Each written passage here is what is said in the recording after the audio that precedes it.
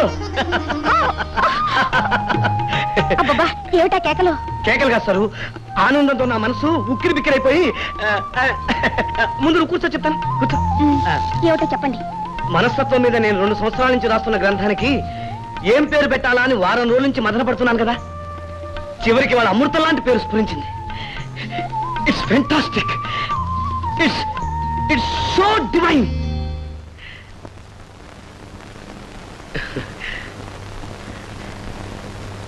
అదేమిటో అడగచ్చు కదా.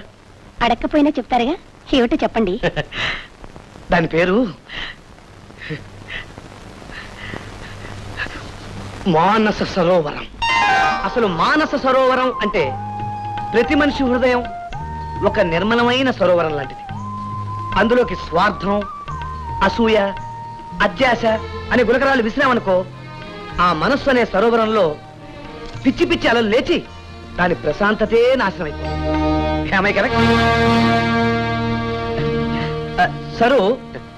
సరు అలా కలత చెందిన సరోవరంలో మోసం, మాయ, మాత్సర్యం అనే పెద్ద బండరాలు వేశామనుకో, ఆ సరోవరంలో ఉన్న బురదంతా బయటకొచ్చి దాని అందాన్ని, ఆకారాన్ని నాశనం చేసి దాన్ని ఒక పెద్ద బురద గుంట కింద తయారు చేస్తుంది.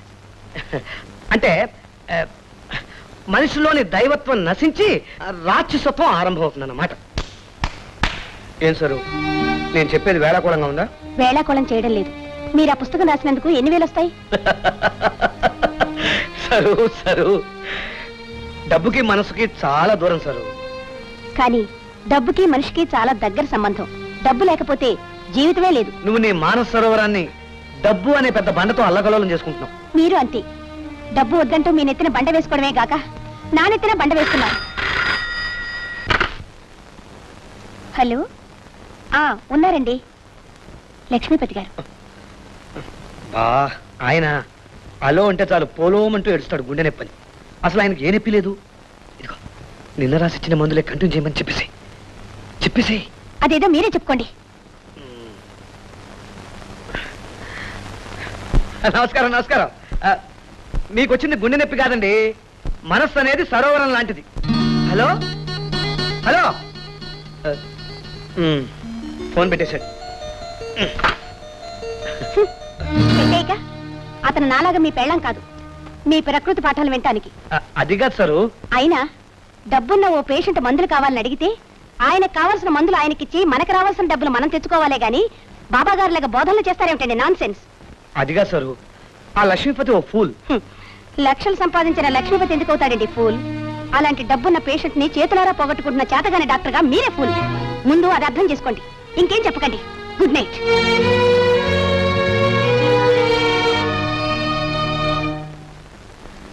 నేను మందు రాసిస్తాను. ఇదేమిటండి డాక్టర్ గారు, పాపకి మందు రాసిస్తాను అని తల్లి ప్రేమ కావాలి అని రాశారేమిటండి? అవునండి, పాపకి ఇప్పుడు కావాల్సిన తల్లి ప్రేమే. తల్లి ప్రేమ? భలేవారండి డాక్టర్ గారు. నేను మా ఆవిడికి ఓన్ హస్బెండ్ సార్. నాకే 6 నెలలకోసారి ఇలా దర్శనం వెళ్ళిపోతూ ఉంటుంది. మరి మిస్టర్ బలవంతరావు, నేను చెప్పేది కూడా అదే. మీ పాపకు తల్లి ప్రేమ కరువైంది, మీకు మీ భార్య అనురాగం దూరం అయింది. అందుకని నా మాట విని మీ ఆవిడని ఉద్యోగం మానేసి ఇంట్లో ఉండమనండి. మీ ఇద్దరు ఆరోగ్యాలు బాగుపడతాయి. ఎందుకంటే మీ మనస్సు అనే సరోవరంలో ప్రశాంతత ఏర్పడాలంటే ప్రకృతి సౌందర్యాన్ని ఆస్వాదించాలి. మీరు ఏమనుకోనంటే అదో చిన్న మనవండి. చెప్పండి. అమ్మాలే, డాక్టర్ గారికి నమస్కారం పెట్టు.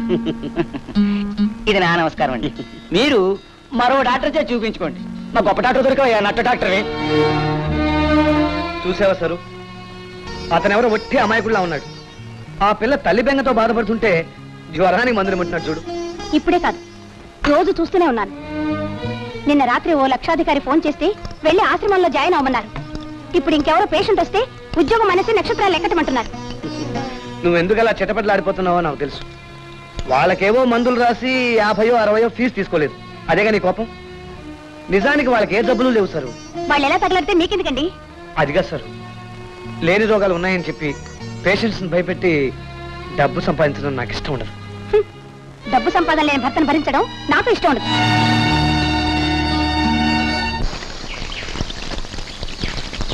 Good morning sir. ఎవరు? ఓహో గుడ్ మార్నింగ్ గుడ్ మార్నింగ్. పుస్తకం వచ్చిందా? వచ్చిందండి పీపీపీలో. Good, very good. ఈ పుస్తకం ఏంటో తెలుసా? మనస్తత్వం మీద ఓ మహానుభావుడు రాసిన గ్రేట్ బుక్ అయ్యా.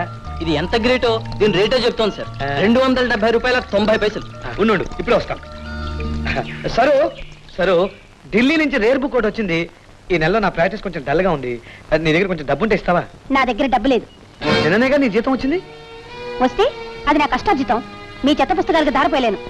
యుసి సరు, ఇది చాలా మహత్తరమైన గ్రంథం. ఇది చదివితే ఎంత విజ్ఞానం వస్తుందో తెలుసా? ఓహో, కొత్తగా వచ్చిన విజ్ఞానాన్ని నమ్మి నాకు తులం బంగారం కొనగలరా? సంపాదన చేతగాని మీకు ఆ పుస్తకాలు అన్నం పెడతాయా? అయితే ఇవ్వవా? ఇవ్వను. మీరేం నవ్వక్కర్లేదు. ఇవన్నీ నా కష్టార్జితం. పగల కొట్టుకుంటాను, విసిరేసుకుంటాను. ఇక నుంచి ఇలాంటి చెత్త పుస్తకాలు కొన్నారంటే ఊరుకోను. నా అదృష్టం కొద్దీ మా నాన్న ఇల్లు ఇచ్చాడు కాబట్టి సరిపోయింది. లేకపోతే మిమ్మల్ని కట్టుకున్నందుకు ఆ తోటలో గుడి చేసుకుని బ్రతకాల్సి వచ్చేది.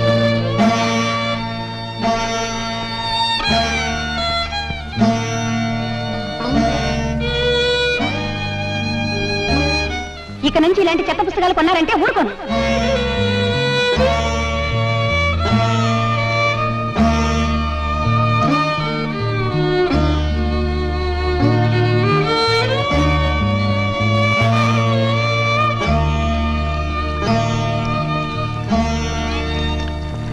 Sorry.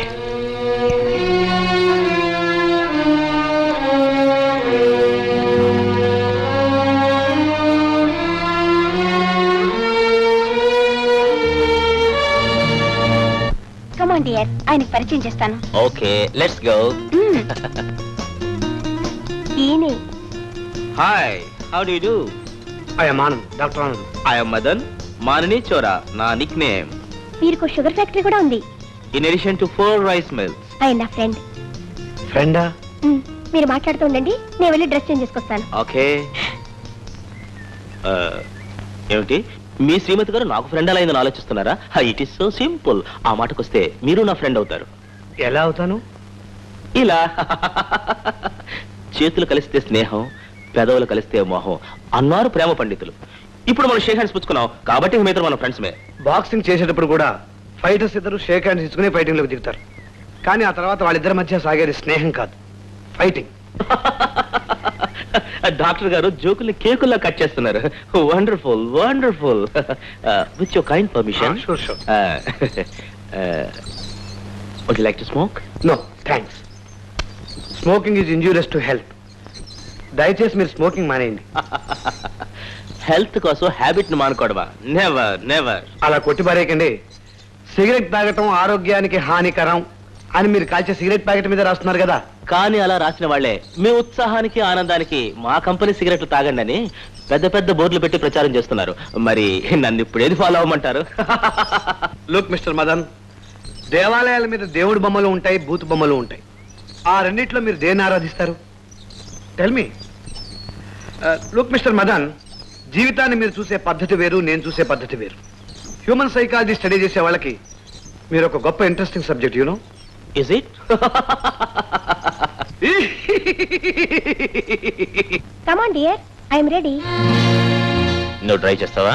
Okay. Good.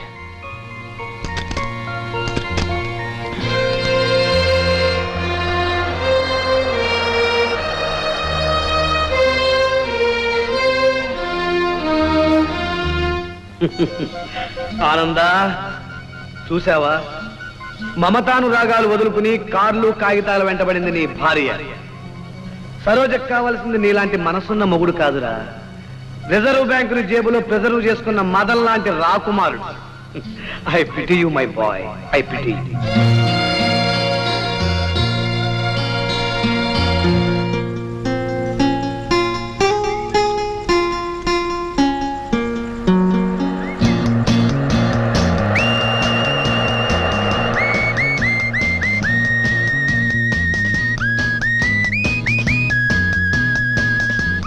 MLA, no problem.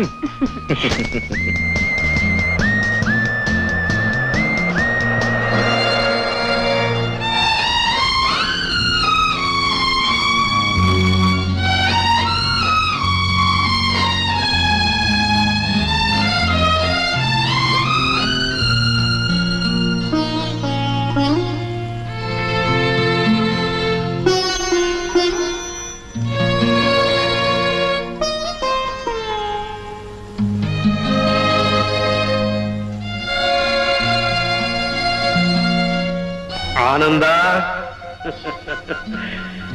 సరోజకు కావాల్సింది నీ ఆశయాలు ఆదర్శాలు కావురా, కార్లు షికార్లు. ఈ పాత మోడల్ హెరాల్డ్ కార్ ఆమెకు అక్కర్లేదు, కొత్త మోడల్ ఫియట్ కార్ కావాలి. అది కూడా అర్థం చేసుకోలేని అమాయకుడిరా నువ్వు. అమాయకుడివి.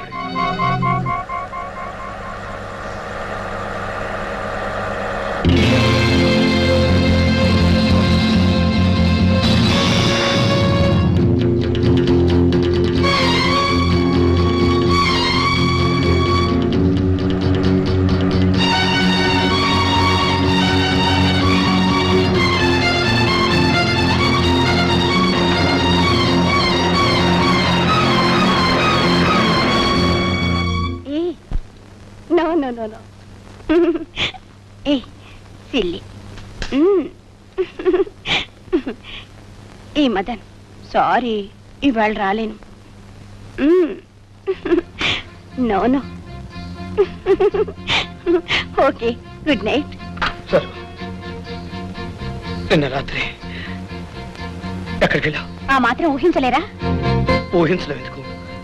నువ్వే చెప్పు. మదన్ బంగళాలో పడుకున్నాను. సరు, నువ్వు పెళ్ళైన ఆడదానవని నీ భర్త బతికే ఉన్నాడని మర్చిపోయావా? మిమ్మల్ని మర్చిపోలేదు, మీతో సుఖం లేదన్న సంగతి మర్చిపోలేదు. సరు, నాకంటే వాడి డబ్బే నీకు ముఖ్యమా? ఎస్. సరు, ఏమిటి నువ్వు ఉద్దేశం? నిర్మలమైన నా మనసును నాశనం చేద్దాం అనుకుంటున్నావా? నలుగురిలో నన్ను నవ్వులు పాలు చేద్దాం అనుకుంటున్నావా? చెప్పు, నిజంగా నేను నీకు అక్కర్లేదా? అక్కర్లేదు.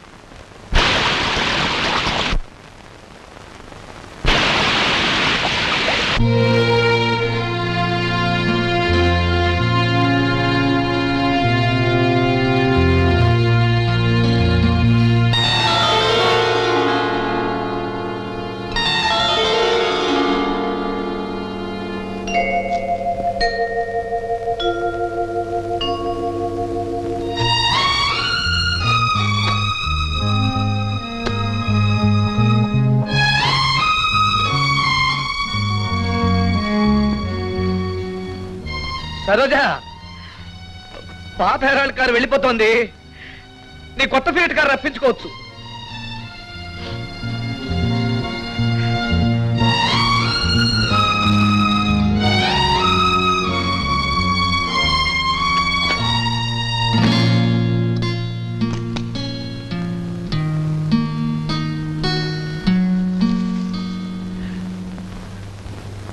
వేదాంతం అంటున్నది జగమంత స్వప్నం, కవిస్వాంతం అంటున్నది జగమంత స్వర్గం.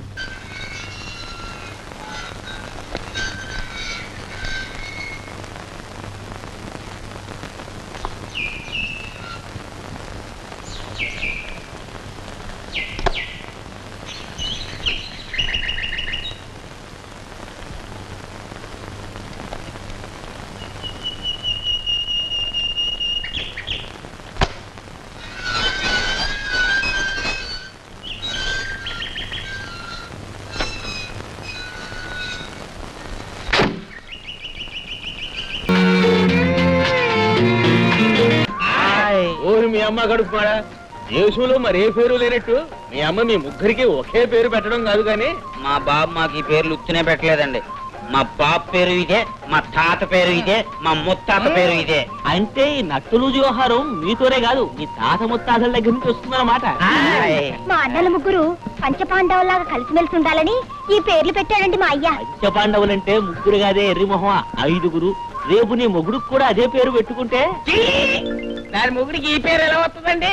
మా పసికందుది మహారాణి జాతకం అండి, అది ఎప్పటికైనా మహారాణి అయిపోద్ది. అది మహారాణి అయిపోతుంది, మీరు కళ్ళు తాగుతూ ఊరేదు గాని. ఒరే, మీ బావ బసవరాజు లేడు, వాడు వస్తే మా బావ ఎప్పుడు వస్తాడండి? వస్తాడు, నేను కోడి పిల్లని గద్దెత్తుకుపోయినట్టు ఎత్తుకుపోతాడు. చిచ్చి ఎదవని ఎదవా, నేనన్నది మిమ్మల్ని కాదండి, మా బావనండి. ఆడొస్తే కాళ్ళు ఇరిచేస్తానండి, ఒళ్ళు పీకేస్తాం.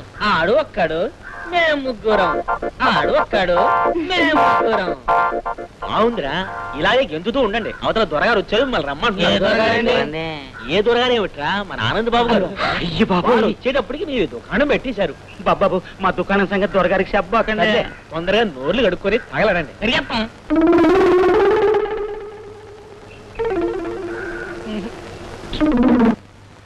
దొరగారు, దొరగారు, ఏరే సత్యరాజులు, ఎందుకురా క్షమించడం? లేవండి లేవండి, ముందు మీరు క్షమించానంటే గాని మీ పాదాలు ఒకేమండి. ముందు లేవండి రా, లేవండి. లేవరా లే. మీరేం తప్పు చేశారా? మరేం లేదు దొరా, పనిచేసే ప్రతి ఓడు కళ్ళు గింజో తాగాలని మా అయ్యి చెప్పి ఓడండి. అందుకని మేము పొద్దున్న పూట కళ్ళు తాగి మధ్యాహ్నం పూట గంజి తాగుతున్నామండి. ఈ రోజు తాము వస్తున్నారని తెలియక కళ్ళు తాగేసినాం దొరా. అంటే మీరు ఇప్పుడు కళ్ళు దాకా వచ్చారన్నమాట. దొరా, సరే ఇవాళ క్షమిస్తున్నాను. రేపటి నుంచి మందు తాగారంటే మిమ్మల్ని ఉద్యోగాలను తీసేస్తాం. జాగ్రత్త. దండాలు దొరా. ఇది మీ లచ్చితల్లి కదరా? కాదండి, ఇది మా పసికందండి. ఇంతలో ఎంత ఎదిగిపోయింది? ఈసారి ఎన్నాళ్ళుంటారు దొరగారు? జీవితాంతం ఇక్కడే ఉంటానికి వచ్చాను. అమ్మగారు ఎప్పుడు వస్తారండి? అమ్మగారు లేదు, ఇక రారు. వెళ్ళండి వెళ్ళండి, వెళ్ళి మీ పని చూసుకోండి. వెళ్ళండి. అమ్మగారు లేరు, ఇంక రారు. అమ్మగారు లేరు, ఇక రారు. అమ్మగారు లేరు, ఇక రారు. నాకు బ్రహ్మాండమైన ఐడియా వచ్చింది. మన పసికందుని తీసుకెళ్లి దొరగారికి ఇచ్చి పెళ్లి చేస్తే దొరగారు భార్య లేరు, ఇంక రారు. లక్ష్మిచ్చి పెళ్లి చేసేస్తే మనం దొరగారి బామ్మొద్దులే. నా అసలు ఐడియా అది కాదు. దీన్నిచ్చి పెళ్లి చేసేస్తే బతికినంత కాలం మనం దొరగారి కాళ్ళ దగ్గరే పడి ఉండొచ్చు. మన తోట పనులు కూడా మనకే ఖాయంగా ఉండిపోతాయి. అన్నా అన్నా అన్నా, మరి బసవరాజు బావు మనం పని చేసుకోవడానికి ఆడికాడ తోట ఉందా? మాగాని భూమి ఉందా? తాగడానికి కళ్ళు ఉందా? నేను ఎలా మారాణం చేయాలో మాకు బాగా తెలుసు. నేను చెప్పినట్టు నడుచుకో అంతే. అంటే